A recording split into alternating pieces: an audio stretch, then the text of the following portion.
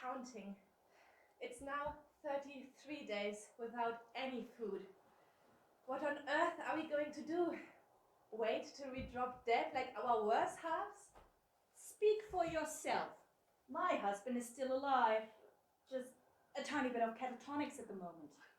Well, he is as good as dead. It's just a matter of a few hours before all his organs pack in, and then he's a goner. Betty, you are a disgrace. Don't you realize Mark might be able to hear every cruel word you utter? I don't utter anything. I'm just speaking the plain, shitty truth. Stop your childish bickering. Don't you think Mark is suffering enough?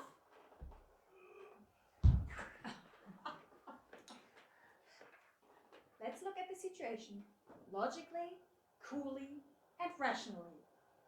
We're the only survivors left from our cruise ship. Since the ship sank 30 days ago, we've been stranded here. We've seen search helicopters, but they have not seen us.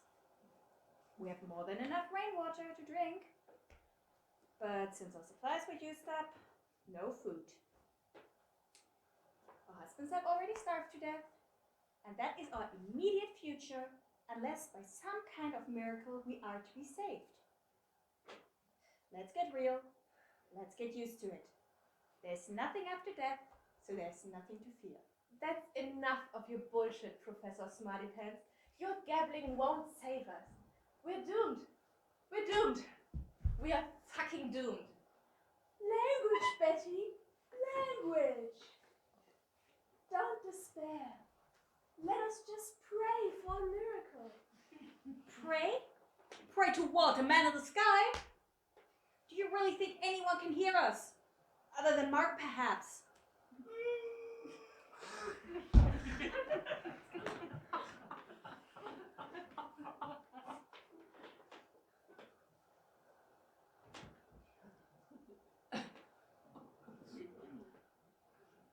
We will have to think rationally and work out a solution.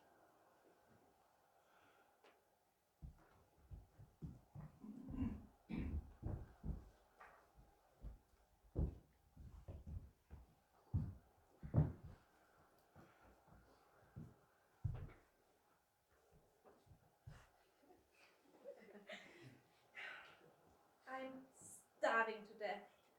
I'm so hungry that I've been sucking this pebble for the last 3 hours. I know.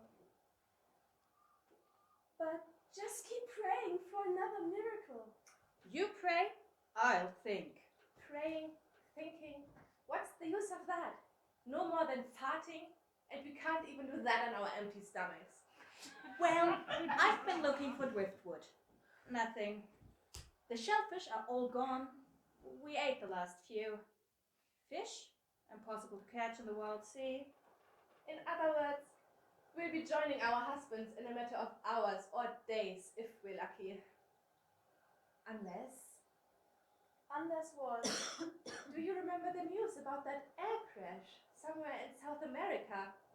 You mean the so-called Andes miracle, in which the survivors were reduced to eating the dead bodies of their fellow passengers? I can't believe my ears. How could you even think of such a monstrous idea? Just keep praying for a miracle. Well, actually, it's quite a logical solution for the moment. We would have enough nutrients for another month. However, the idea is preposterous. We can't eat our husbands, however much we might have detested them. Well, I didn't really hate my Jack, even though he was an idle drunkard and a womanizer. We still stuck together. Whatever, the nasty little shit. Oh, I really loved my Ernest, even though he was a confirmed atheist. But his only god was Liverpool United. We lived in different worlds. My Mark was very stubborn and very stupid. You would think a surgeon would be some man of intelligence. But no, he kept prattling on about all these metaphysical concepts. Nature and the life force, Gaia and all that nonsense. Sometimes I felt like screaming and hitting him violently. Oh gosh, I forgot he might be hearing all of this. Anyway, it doesn't matter. We'll all be dead soon anyways.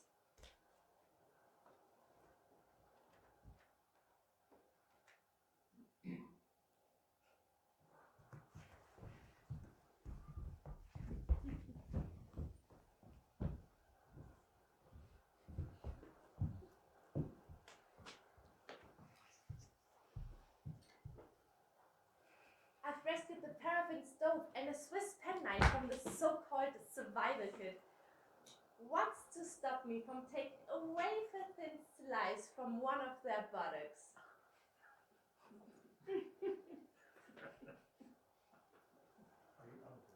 Are you out of your mind?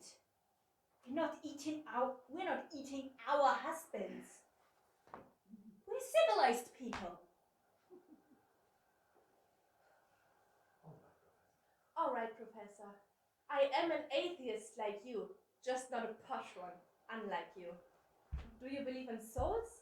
Of course I don't believe in such antiquated medieval concepts. Let's get down to brass tacks. That means that these 3 bodies here are just dead meat, ready to decompose in a few days. You may have a point.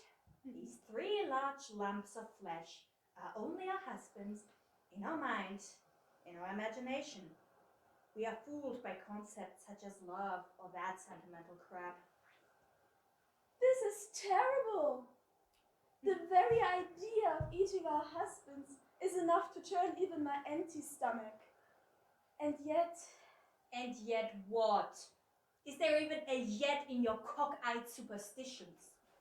And yet, as a Christian, it is my duty to preserve my life, not only for myself, but also for my husband and for children. Whoops, I nearly said husband and for children.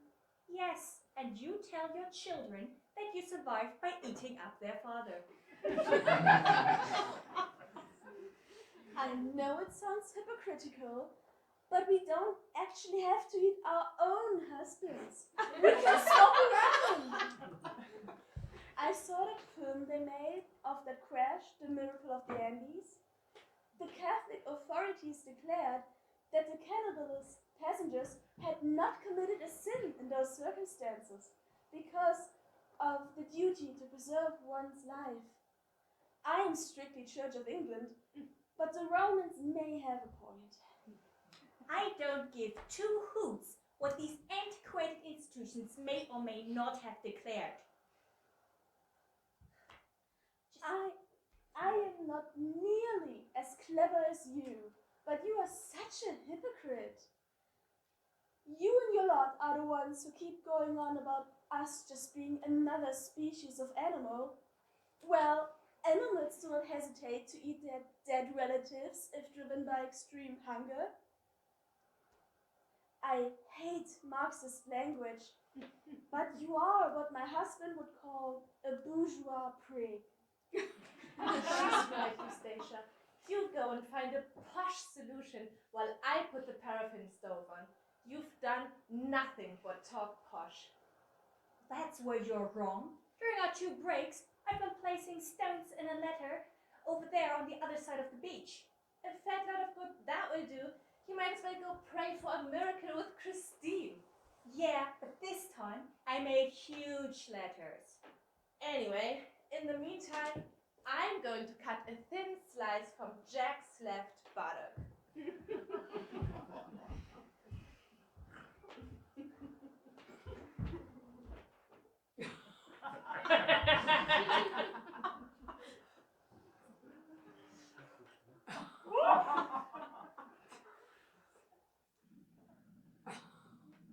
Hey, stop, listen.